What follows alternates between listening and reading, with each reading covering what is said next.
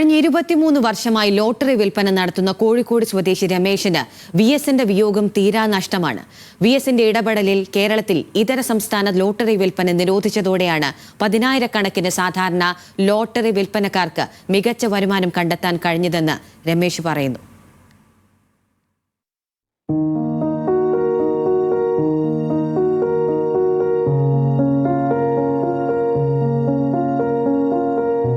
കഴിഞ്ഞ 23 വർഷമായി കോഴിക്കോട് മാവൂർ റോഡിൽ രമേശ് ലോട്ടറി വിൽക്കുകയാണ്.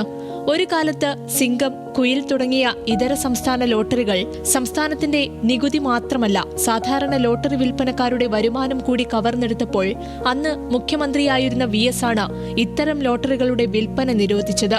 പതിനായിരക്കണക്കിന് ലോട്ടറി വിൽപ്പനക്കാരെ കൂടിയാണ് രക്ഷപ്പെടുത്തിയതെന്ന് രമേശ് പറയുന്നു.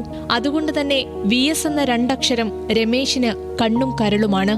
ആദ്യം കേരള ലോട്ടറി തന്നെ ഒരു പ്രതിസന്ധിയിൽ ആരും വാങ്ങാത്ത ഒരു സ്ഥിതിയായിരുന്നു ഉണ്ടായിരുന്നത്.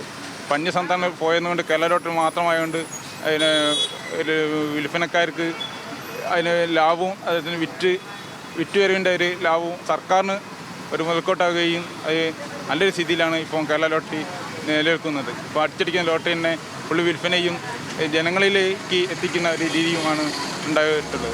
കേരള ലോട്ടറിക്ക് മരണമണി മുഴങ്ങുമെന്ന് തോന്നിയ നാളുകളിലാണ് VS സർക്കാരിന്റെ ഇടപെടലെന്ന് രമേശ് ഓർക്കുന്നു. അന്ന് VS അത്തരമൊരു തീരുമാനമെടുത്തില്ലെങ്കിൽ തന്നെപ്പോലുള്ള നിരവധി ലോട്ടറി ജീവനക്കാർ പ്രതിസന്ധിയിലാകുമായിരുന്നു. ലോട്ടറി വിൽപ്പനക്കാരായ ഭിന്നശേഷിക്കാർക്കും ആ തീരുമാനം പിന്നീട് അനുഗ്രഹമായി മാറി. കൂടുതൽ ആനുകൂല്യങ്ങൾ ലഭിച്ചതും VSന്റെ കാലത്താണ്. അന്യസംസ്ഥാനങ്ങൾ കടന്നു കയറുന്ന ചൂതാട്ട ലോട്ടറികൾ കേരളത്തിൽ നിർത്തലാക്കിയത് അദ്ദേഹം മുഖ്യമന്ത്രിയായിരിക്കുന്ന കാലത്താണ്. കേരള ലോട്ടറി ഒരു ലോട്ടറി മാത്രം നിർത്തിക്കൊണ്ട് അദ്ദേഹം സംരക്ഷിച്ചു. ഇല്ലെങ്കിൽ കേരള ലോട്ടറി ഫുള്ള് നിരോധിക്കുകയാണെങ്കിൽ ഇന്ന് ഈ ലോട്ടറി വിൽക്കാനും ഈ നമ്മളെ മന്ദിര സുഖലത്ത ആൾക്കാർക്കും അതേപോലെ തന്നെ കുറേ വിധവകളും അതുപോലെ തന്നെ ഭിന്നശേഷിക്കാർക്കും ഒന്നും ലോട്ടറി വിൽക്കാൻ കഴിയാത്ത സ്ഥിതിയായിരിക്കുന്നുണ്ടാകുക. അതുകൊണ്ട് കേരള ലോട്ടറി സംരക്ഷിച്ച് ഇപ്പം കേരള ലോട്ടറി അതേപോലെ തന്നെ ക്ഷേമനിധി ബോർഡ് എല്ലാവിധ സഹായങ്ങളും ഇപ്പം തരുന്നുണ്ട്. ഭിന്നശേഷിക്കാർക്ക് സ്കൂട്ടർ, പെൻഷൻ, സ്കോളർഷിപ്പ് അതുപോലെ തന്നെ എല്ലാ സഹായങ്ങളും ലോട്ടറി ലാഭത്തു നിന്നാണ് ഈ സർക്കാർ നൽകി വരുന്നത്. തന്റെ ലോട്ടറി കടയ്ക്ക് മുന്നിൽ VSന്റെ ചിത്രം പതിച്ചിട്ടുണ്ട് രമേശ്. VSന്റെ ഓർമ്മകൾക്ക് മരണമില്ലെന്ന് പറയുമ്പോൾ ആ കണ്ണുകളിൽ കാണാം VSനോടുള്ള സ്നേഹത്തിന്റെ ആഴം. ന്യൂസ് മലയാളം, കോഴിക്കോട്.